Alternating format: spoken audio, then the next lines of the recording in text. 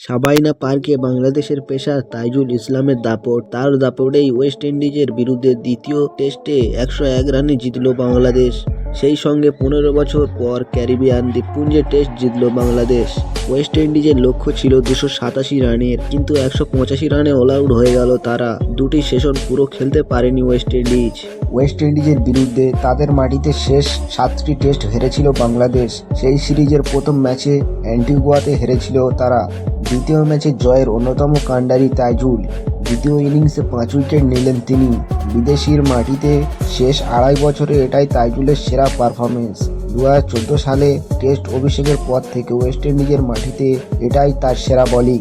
প্রথম ইনিংসে বাংলাদেশ শেষ হয় মাত্র 164 রানে।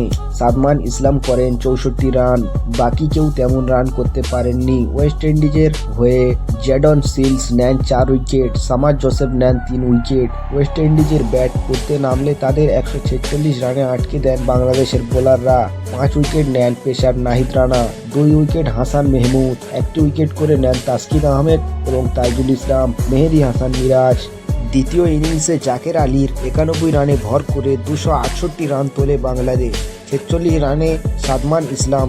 287 রানের লক্ষ্য ছিল ওয়েস্ট ইন্ডিজের সামনে, কিন্তু তাইজুলের দাপটে ক্যারিবিয়ান বাহিনী শেষ হয়ে যায় 185 রানে। 101 রানে ম্যাচ জিতে নেয় বাংলাদেশ।